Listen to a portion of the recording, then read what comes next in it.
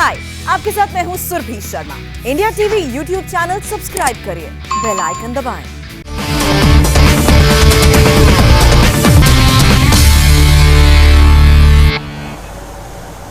क्या एसी चलाने से कोविड संक्रमण हो रहा है? क्या कोरोना वायरस हवा से फैल रहा है? क्या बहुमंजिला इमारतों में बाथरूम और सीवेज की पाइपलाइन से कोविड संक्रमण हो रहा है? आज बहुत से लोग ये तमाम सवाल पूछ रहे हैं। कोरोना वायरस की सेकेंड वेव में ऐसे कई लोग इन्फेक्शन के शिकार हो गए हैं जो अपने घर में ही रह रहे थे, ना बाहर निकले, ना किसी बाहरी के संपर्क में आए। हांगकांग में एक हाई राइज बिल्डिंग में कोविड संक्रमण ने तो पूरी दुनिया को हैरान करके रख दिया। वहां लॉकडाउन के दौरान एक बहुमंजिला इमारत में एक दूसरे से 10 फ्लोर दूर रह रहे लोग कोविड से संक्रमित हो गए, जबकि वो महीनों से घर के बाहर तक नहीं निकले थे और ना ही किसी के संपर्क में ही आए थे। हांगकांग के हेल्थ डिपार्टमेंट ने इन दो मामलों की जांच की तो यह पता चला कि दोनों के फ्लैट तक यह वायरस बाथरूम और प्लंबिंग पाइप के जरिए पहुंचा था।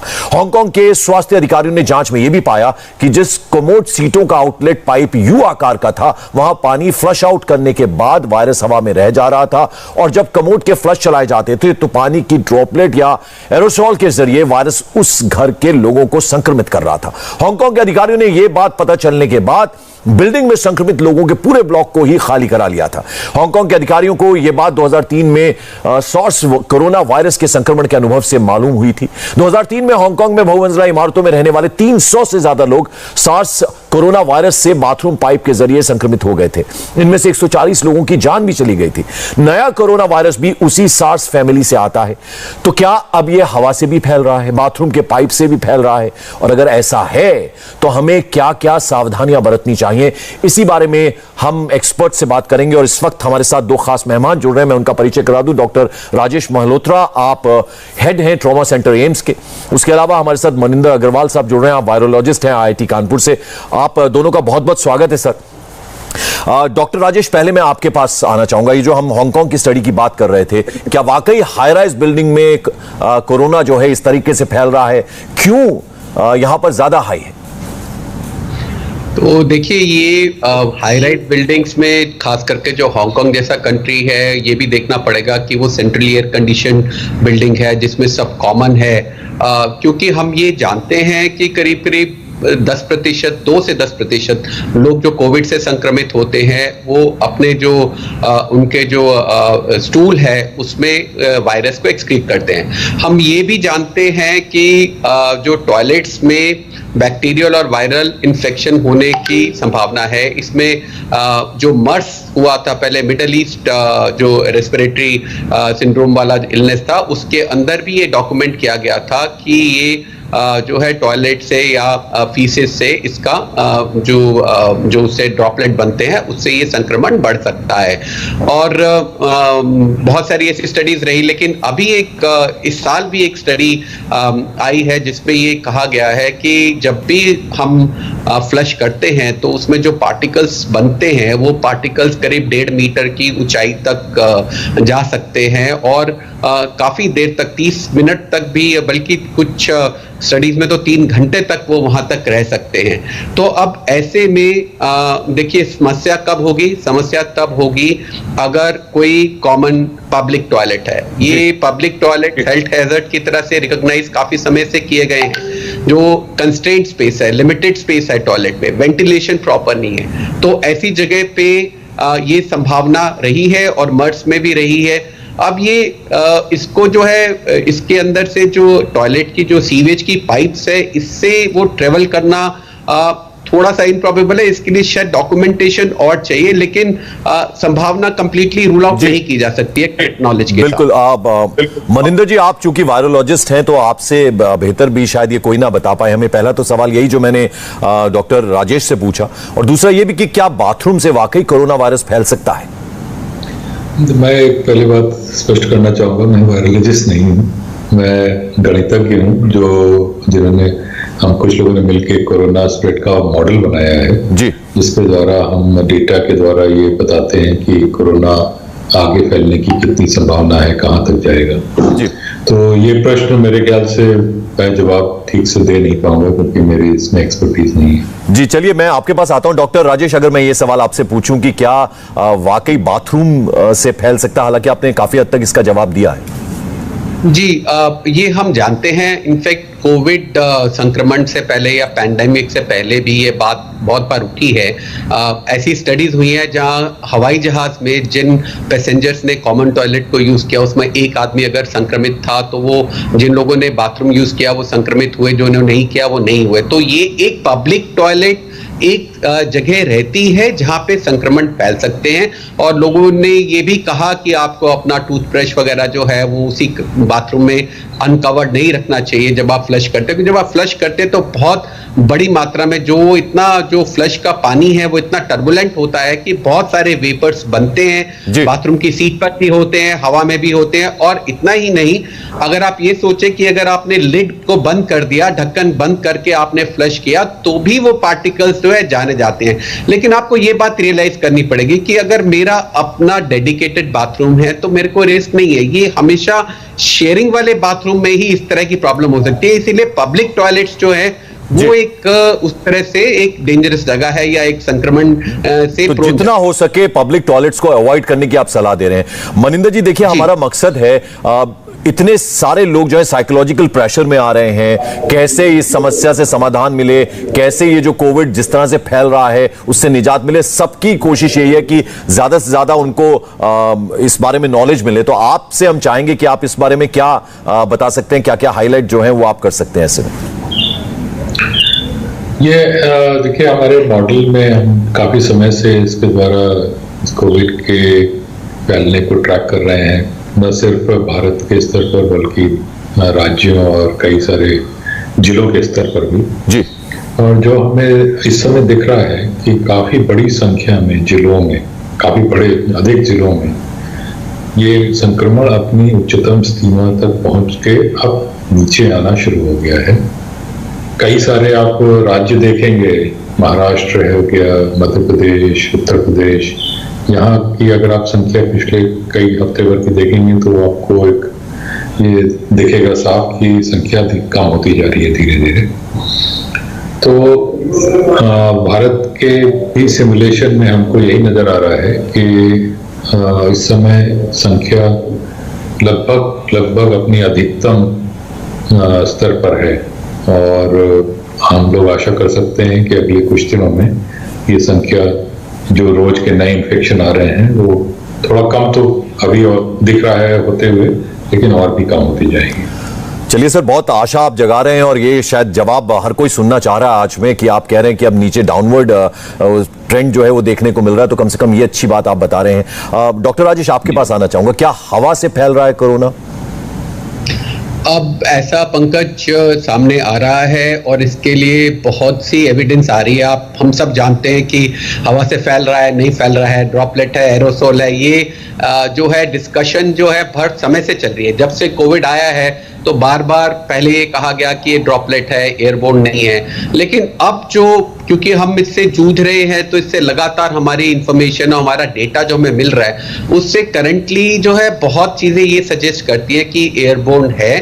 और दूसरी बात ये भी है कि इससे हमारे जो रिएक्शन में या हमारे बिहेवियर में या हमारी अप्रोच में क्या फर्क पड़ता है। अब जो आपने ये बात कही कि टॉयलेट से, जो अभी आपने थोड़ी देर पहले बात कही है, वो भी हवा से ही फैल रहा है, क्योंकि अगर वो टॉयलेट में जब हम फ्लश करते हैं और उससे जो वो एरोसोल बनते हैं, वही हम वहां भी यही बात कर रहे हैं कि हवा से फैल रहा है।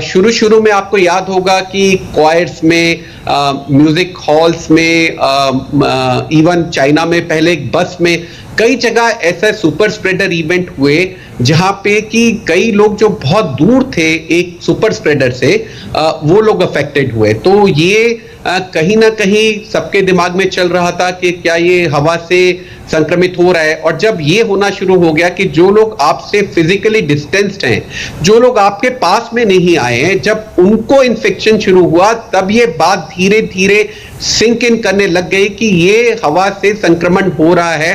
क्योंकि अगर वो सिर्फ ड्रॉपलेट से होता है तो जो व्यक्ति आपसे दूर है उसको इन्फेक्शन नहीं हो सकती, या जो आदमी दूसरे कमरे में है। और हमने ये देखा कि अब स्टडीज में कि एयर कंडीशनिंग डक्ट्स के अंदर वायरस पाया गया, उसके फिल्टर के अंदर वायरस पाया गया, और ऐसी बहुत सारी जो एविडेंस इनडायरेक्टली मिले जिससे साइंटिस्ट ने ये अनुमान लगाया है कि डेफिनेटली इसमें एयरबोर्न का रोल है।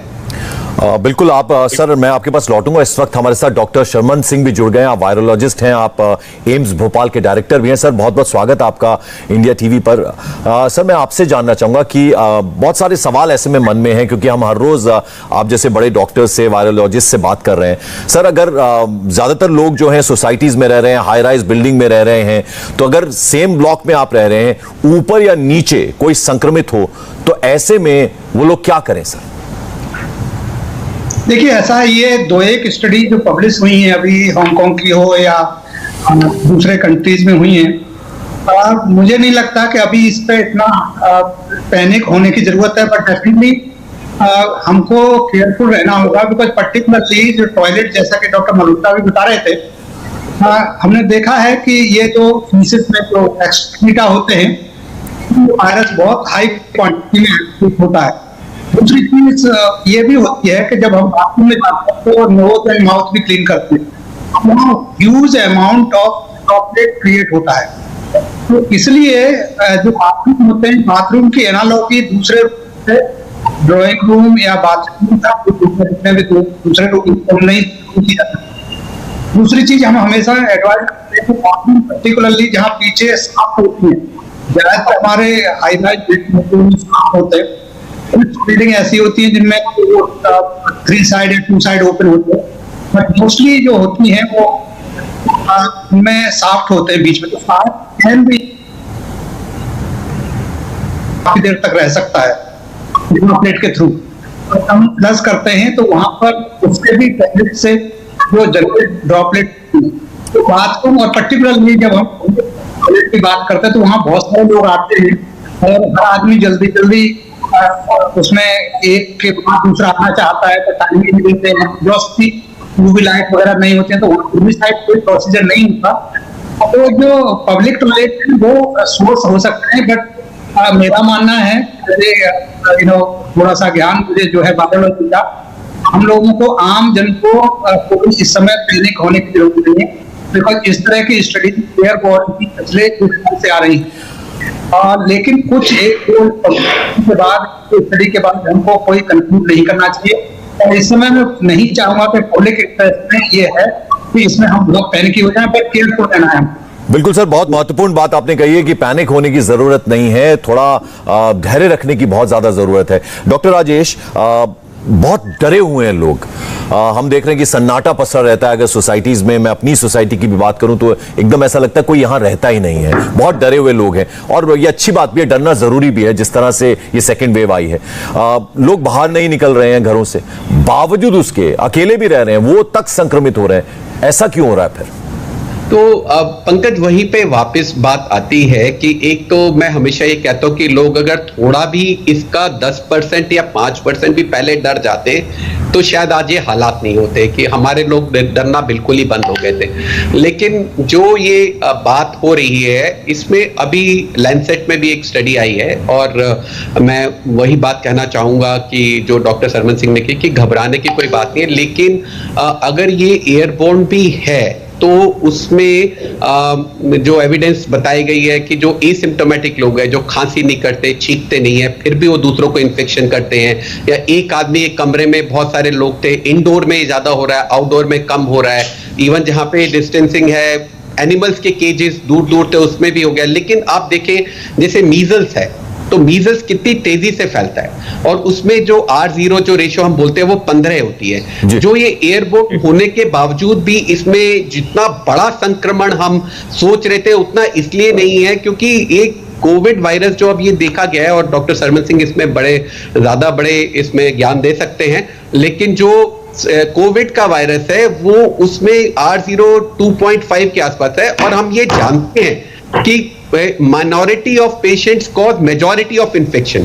तो हर आदमी इक्वली इफेक्टिव नहीं है, हर एक आदमी में वायरल लोड ज्यादा नहीं है। तो अदरवाइज जैसे हम घबराते पैनिक करते कि एयरबोर्न हो गया, अब तो पूरा भारत बिल्कुल किसी टाइम में इन्फेक्ट हो जाएगा, ये अब दिखाया गया कि कुछ सुपर स्प्रेडर्स ही हैं जिसको तेजी से बढ़ाते हैं, और इसीलिए शायद इसका मैग्नीट्यूड इतना नहीं है जितना किसी एयरबोर्न इन्फेक्शन जैसे मीजल्स है उसमें होता है। लेकिन उससे ये जरूर है कि अगर ये हमें लगना शुरू हो गया कि एयरबोर्न है, तो अब जो मास्क की, डबल मास्क की, प्रॉपरली फिटिंग मास्क की, इंडोर क्राउडिंग करने की, एयर कंडीशनिंग की, इस सब की इंपॉर्टेंस बहुत ज्यादा बढ़ जाती है। इसलिए इसका थोड़ा संज्ञान लेना जरूरी।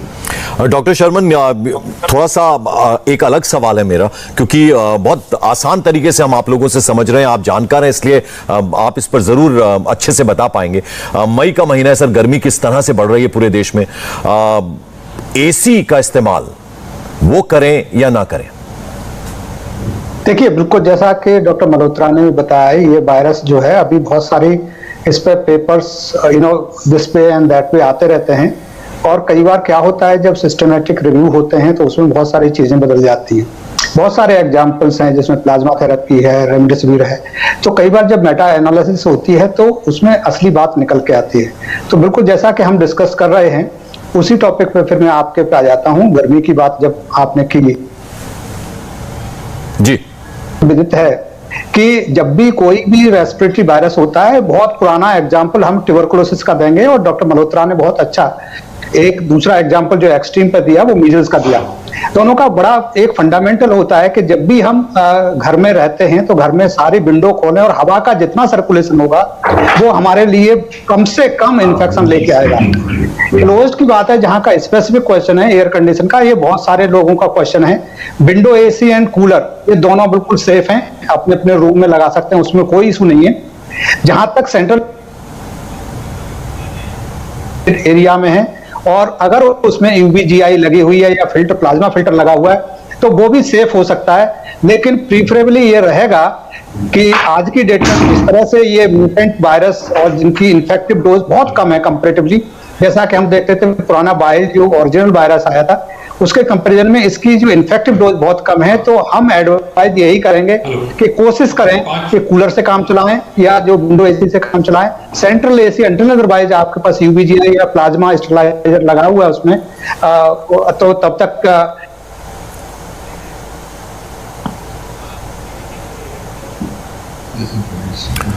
हम कुछ तकनीकी प्रॉब्लम आ रही है, हम बात करने की कोशिश करेंगे डॉक्टर शर्मन से। डॉक्टर राजेश, आपके पास मैं वापस लौटता हूं। जरा ये भी जानना चाहेंगे, पिछली बार हमने देखा था, पिछले साल कोरोना जो है सबसे ज्यादा इफेक्ट किया था उसने यूरोपियन कंट्रीज को, ठंडे देशों को किया था। तो ऐसा था कि चूंकि भारत गर्म देश है तो यहां पर उसका प्रकोप कम होगा। तो क्या ये माना जाए कि जैसे जैसे गर्मी बढ़ेगी कोरोना कम होगा, या इससे और ज्यादा बढ़ेगा? थोड़ा इस पर क्लैरिटी चाहेंगे सर।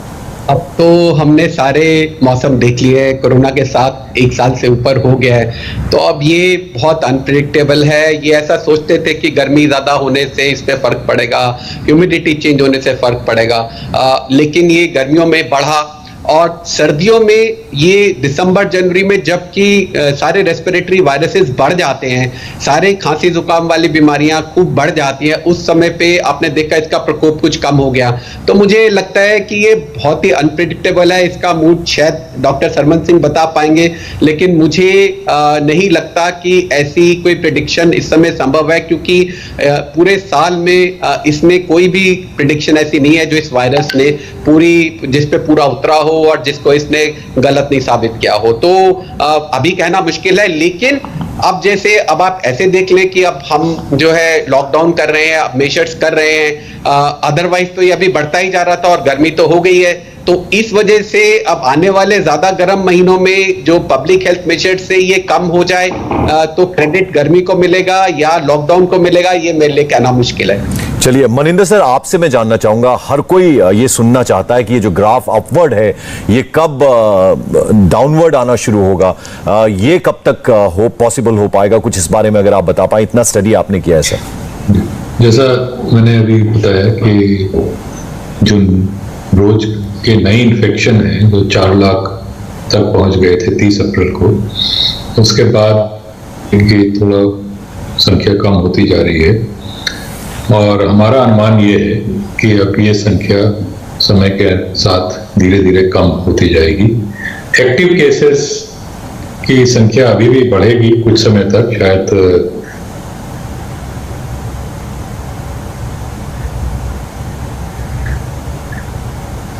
चलिए हम बात करने की कोशिश करेंगे, थोड़ी तकनीकी प्रॉब्लम आ रही है। डॉक्टर राजेश, आपसे मैं जानना चाहूंगा, कोरोना से जो ठीक लोग हो गए हैं, जो ठीक हो गए हैं लोग, क्या वो वैक्सीन लगाएं या ना लगाएं? ये मन में अंतर्द्वंद चल रहा है लोगों के कि हमें वैक्सीन लगवाना चाहिए या फिर नहीं लगवाना चाहिए। उनको क्या सलाह देना चाहेंगे आप?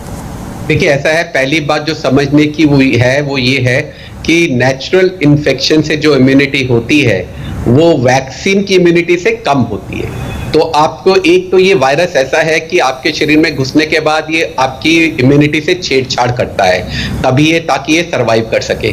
तो एक इम्यून रिस्पॉन्स जो वैक्सीन को होती है, जिसमें बॉडी साथ ही साथ इन्फेक्शन से असल में नहीं लड़ रही है पर उसकी तैयारी कर रही है, वो रिस्पॉन्स बड़ी रोबस्ट होती है। सो इन्फेक्शन को इम्यूनिटी ना माने।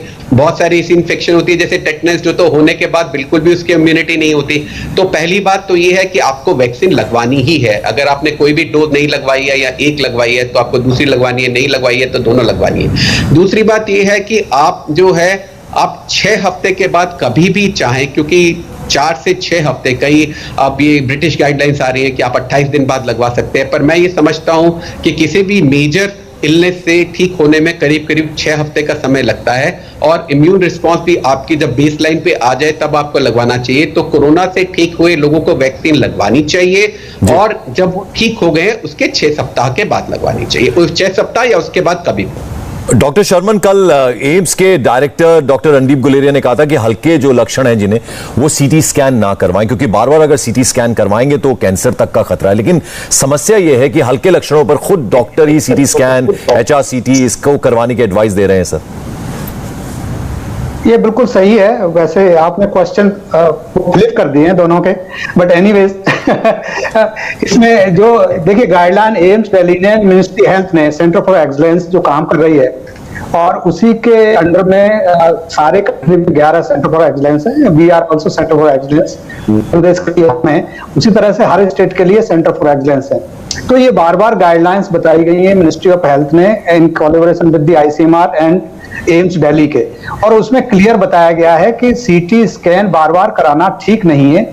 और जब सिम्टम हो, यूजुअली क्या होता है कि जब लंग की पैथोलॉजी और ऑक्सीजन का जो ऑक्सीमीटर से हम देखते हैं वो बिल्कुल पैरेलल जाते हैं। तो अगर आपकी 94 से ऊपर है ऑक्सीजन तो सीटी की जरूरत नहीं है, अंडरस्टूड है कि आपके लंग्स बेटर हैं। दूसरी चीज, स्टीरॉयड बहुत लोग शुरू में लेना शुरू करते हैं, मेरे कितने जानने वाले करते हैं। गाइडलाइन में सबको जो एम्स दिल्ली ने इशू किए हैं और हम लोग जो अपने मध्य प्रदेश में करते हैं वो हम सबको भेजते रहते हैं, लेकिन लोगों में अभी डॉक्टरों से ज्यादा हर इंसान डॉक्टर हो गया है। ये दुर्भाग्य की बात है। डॉक्टर गुलेरिया ने यह भी बहुत अच्छा बताया कि इससे मल्टीपल स्कैनिंग कराएंगे तो 300 से 400 गुना एक्सपोजर आपको एक्सरे के कंपैरिजन में हो जाता है। तो मेरे ख्याल से ये बहुत सारी भ्रांतियां हैं, और इन सब भ्रांतियों को ध्यान में रखते हुए डॉक्टर गुलेरिया ने मल्टीपल टाइम्स ये सारी वेबिनार्स किए हैं, और सारे उन्होंने एजुकेटिव जितने भी मिनिस्ट्री की तरफ से किए हैं, तो सब लोगों को उनको सुनना चाहिए। और इस तरह से अननेसेसरी इन्वेस्टिगेशन, अननेसेसरी मेडिकेशन ये नहीं होने चाहिए। बिल्कुल। देखिए डॉक्टर राजेश और डॉक्टर शर्मन, आप जैसे जब जानकार लोग होते हैं तो जो बातें आप बताते हैं और उनको जाहिर बात है दर्शक जो हैं हमारे इंडिया टीवी के वो अमल में लाएंगे, देश के दर्शक आपको सुन रहे हैं वो उनको अमल में लाएंगे, उनको जरूर फायदा होगा। सर, मैं अपना पर्सनल एक्सपीरियंस बता रहा हूं डॉक्टर राजेश कि कहा यह जा रहा है कि जो सिट्रस फ्रूट्स हैं यानी नींबू, संतरा, वो आपको फायदा देता है, विटामिन C खाने के लिए कहते हैं। लेकिन चूंकि खटास रहती है इनमें से, तो कुछ लोग ऐसे भी शिकायत करते हैं कि डर के नहीं खाते क्योंकि खांसी होने का डर रहता है, खट्टा जो है वो नुकसान पहुंचा सकता है। ये कईयों के मन में भावना रहती है। सर, उनको क्या कहना चाहेंगे आप? 2 बातें मैं कहना चाहूंगा, फिर अपने थोड़ा सा ये जैसे डॉक्टर सरमन सिंह भी इसे बड़ा अच्छा इसको बता सकते हैं। हम ये जानते हैं कि विटामिन C जो है वो वायरल इन्फेक्शंस को लड़ने में मदद करता है, इतना कि जो इन्फ्लुएंजा है या फ्लू है उसके लिए लोग mega doses of vitamin C US में लेते थे, खूब बड़ी मात्रा में विटामिन C लेते थे। लेकिन विटामिन C जो हम लोग जब MBBS करते थे तो एक सवाल पूछा जाता था कि विटामिन C का सबसे सस्ता स्रोत क्या है, और उसका जवाब होता था विटामिन C की गोली। तो आपको अगर विटामिन सी खाना है तो आप गोली खा लीजिए विटामिन सी की, उसमें ना तो खट्टाई आपको फील होगी, ना आपको ऐसा लगेगा कि खट्टा खाने से जो है वो खांसी हो जाएगी और वो हो जाएगा। तो इसलिए जब भी कोई संक्रमित भी हो रहा अभी कोरोना से, तो उनको रूटीनली विटामिन सी दिया जाता है, क्योंकि विटामिन सी हमारी बॉडी को वायरल इन्फेक्शन से लड़ने में और इवन प्रिवेंट करने में मदद करता है, ऐसा नॉलेज है। डॉक्टर शर्मन, इसी को थोड़ा अगर आप आगे बढ़ाएं, नॉर्मली कितनी टेबलेट्स जो हैं अगर आप विटामिन सी खा रहे हैं तो दिन में कितनी बार आप ले सकते हैं, क्या सलाह देना चाहेंगे सर? ये भी देखिए बिल्कुल सही कहा, जैसा कि अभी बहुत सारी भ्रांतियां हो गई, अभी खाना ही नहीं, नींबू को नाक में डालना भी शुरू कर दिया और उससे किसी की डेथ हो गई। तो इस तरह की बहुत सारी चीजें ऐसे भी हो रही हैं, भ्रांतियां हो रही हैं। और 500 मिलीग्राम की टेबलेट होती है जो सफिशिएंट है, प्लस आप अपनी हरी सब्जियां खाना जितना नॉर्मल रूटीन खाते रहें, और एक टेबलेट जो प्रेस्क्राइब की जाती है एक गोली पर डे के हिसाब से 500 milligram, that is good enough, sufficient enough. उसी तरह से जिंक है, ये दोनों चीजें हमारी इम्यूनिटी को, हमारे जो सेल्स होते हैं, इम्यून सेल्स होते हैं, उनको पोटेंशिएट करती हैं और उनमें लड़ने की जो शक्ति है उसको एनहांस करती हैं। तो इसलिए विटामिन सी एंड जिंक नहीं है, वो प्रोटोकॉल में भी है, हम लोगों के प्रोटोकॉल में भी है वो, तो वो दी जा रही है। लेकिन स्टीरॉइड्स या बहुत सारे एंटीबायोटिक, डॉक्सी और सेप्टेम और वो सब दिए जा रहे हैं, वो ठीक नहीं है। आइवरमेक्टिन डेफिनेटली गाइडलाइन में मेटा एनालिसिस आने के बाद आइवरमेक्टिन इंक्लूड कर ली गई है, जो मिनिस्ट्री ऑफ हेल्थ एंड सारा हमारा सेंटर फॉर एक्सीलेंस है। तो आइवरमेक्टिन लें, एसओएस वो आपको क्रोसिन लेना है फीवर अगर हो, और जिंक लें, और इसका आपको प्रयोग करना है विटामिन सी का। बिल्कुल। जब मल्होत्रा कुछ ऐड करना चाहते हैं? जी डॉक्टर मल्होत्रा कुछ कहना चाह रहे हैं आप? जी, मैं ये कहना चाहता हूं कि जैसे डॉक्टर शर्मन सिंह ने बताया कि विटामिन सी और जिंक बहुत महत्वपूर्ण है।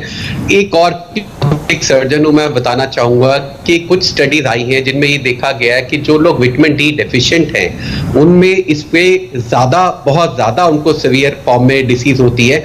और दूसरे आपने ये देखा होगा कि बहुत सारे लोग जो कोविड से रिकवर करते हैं शरीर में बड़ी थकावट और बड़ी वीकनेस महसूस करते हैं, और ये मेरा पर्सनल एक्सपीरियंस भी है, क्योंकि एक तो विटामिन डी डेफिशिएंसी बहुत कॉमन है भारत में, क्योंकि ज्यादातर लोग जो है डार्क स्किन और बाहर नहीं जाते, और वो सब कारण हम कभी डिस्कस कर सकते हैं। लेकिन हम जो है विटामिन डी भी उसमें मैं उस लिस्ट में ऐड करना चाहूंगा, दोनों वजह से कि एक तो कई बार मैंने पेशेंट देखा जिनको बहुत ज्यादा थकावट और बहुत वीकनेस थी, वो बड़ा मैजिकली विटामिन डी सप्लीमेंटेशन को रिस्पॉन्ड करते हैं। तो जिंक, विटामिन सी और उसके साथ विटामिन डी भी देना चाहूंगा मैं, क्योंकि उससे बहुत हद तक जो है ये मस्कुलर पेन्स और फैटीग की फीलिंग नहीं होती है, और कुछ हद तक देर एविडेंस है कि थोड़ी डिसीज सिवियरिटी भी कम होती है।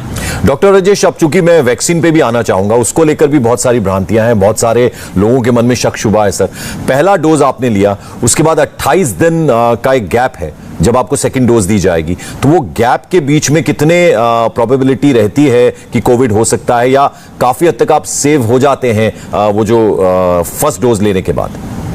देखिए, ये जो प्रश्न आपका है ना, ये फिर वो डॉक्टर शर्मन सिंह बहुत इस पे ज्ञानी है, लेकिन जो मैं जानता हूं मैं आपको बताता हूं, वो ये है कि एक तो ये वैक्सीन टू वैक्सीन डिपेंड करता है, क्योंकि आप जब वैक्सीन की ट्रायल्स करते हैं तो आप पहली डोज के बाद देखते हैं कि कितने दिन तक प्रोटेक्टिव एंटीबॉडीज आएंगे, और बहुत सारी वैक्सीन में ये इंफॉर्मेशन अवेलेबल है।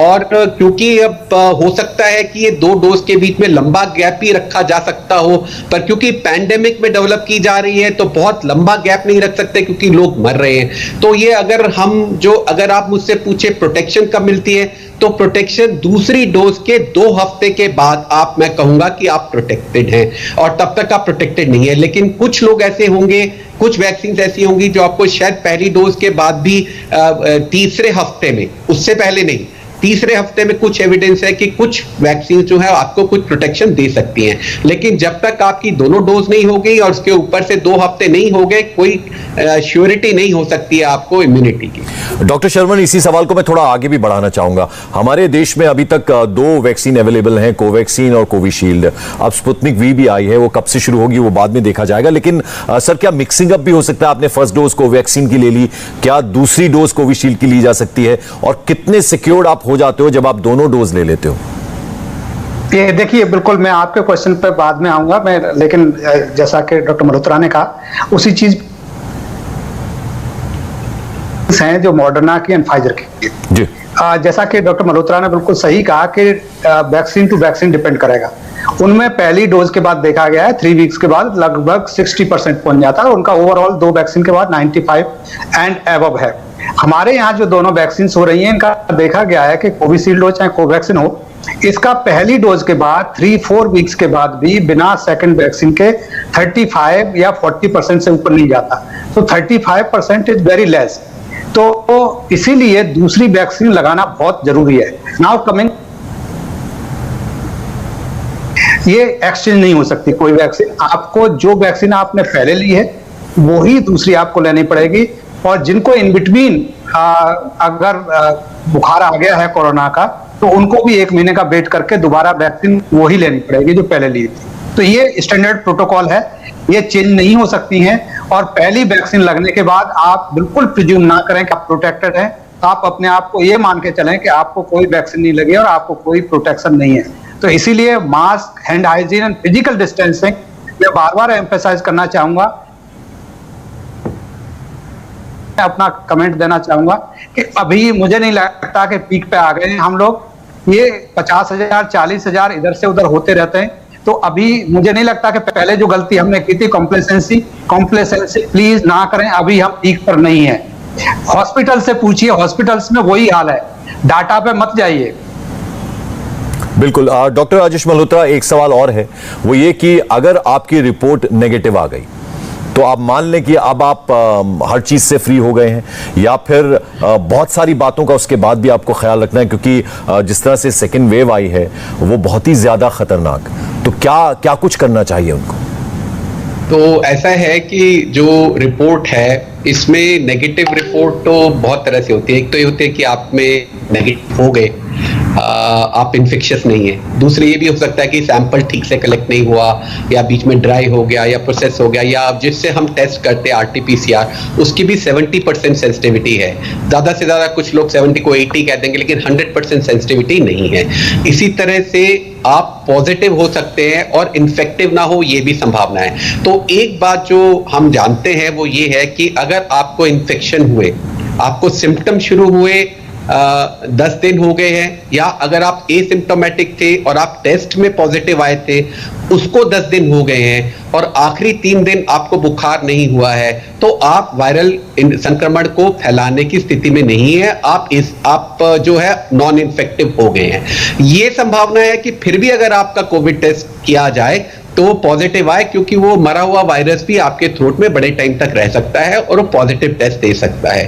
तो इस बात का ध्यान रखें कि कई बार आपको सिम्टम है, पैंडेमिक है, आपको बुखार हुआ है, हर एक बुखार जो है उसको यही मानना है कि ये कोरोना है, उसका टेस्ट कराना है। और अगर टेस्ट में नेगेटिव आए तो ये जरूरी नहीं है कि आपको कोरोना नहीं है, आपको 48 घंटे बाद फिर से टेस्ट कराना चाहिए। तो इस हिसाब से हमें करना चाहिए। डॉक्टर शर्मन, एक सवाल मेरा आपसे, पिछले साल हमने देखा था हर एक स्टेट का ये देखने में आया था ज्यादातर कि कहीं 11 दिन का साइकिल था, कहीं 14 दिन का था और कहीं 18 दिन का था।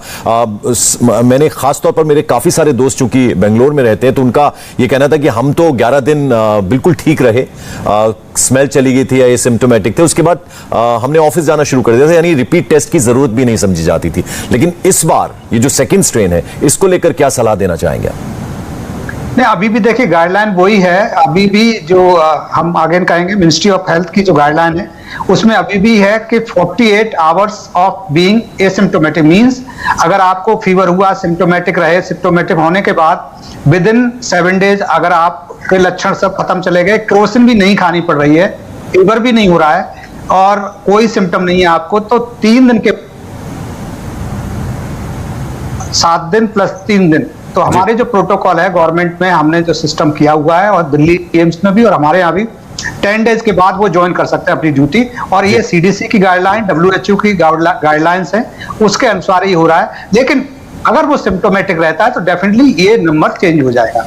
तो एसिम्प्टोमेटिक होने के तीसरे दिन आप ड्यूटी ज्वाइन कर सकते हैं। मान लो फ्राइडे को आप एसिम्प्टोमेटिक हो गए, मंडे को आप ज्वाइन कर सकते हैं। डॉक्टर शर्मन सिंह, डॉक्टर राजेश मल्होत्रा, आपने अपने बिजी शेड्यूल में से हमें वक्त दिया, इंडिया टीवी से आपने बात की, बहुत ज्यादा जरूरी जानकारी आपने दी, बहुत लाभ होगा हमारे दर्शक, जो तमाम दर्शक आपको सुन रहे हैं, आपको देख रहे हैं। बहुत बहुत शुक्रिया इंडिया टीवी से जुड़ने के लिए आप दोनों का। Thank you. धन्यवाद। और यहां वक्त एक ब्रेक के बाद दिखाएंगे बंगाल की तस्वीर, जहां बीजेपी अध्यक्ष जेपी नड्डा के दौरे से सियासत गर्मा गई है। हाय, आई एम सुरभि शर्मा। खबरों से अपडेट रहने के लिए India TV YouTube channel subscribe करिए, साथ में बेल आइकन जरूर दबाएं। जुड़े रहें इंडिया टीवी के साथ।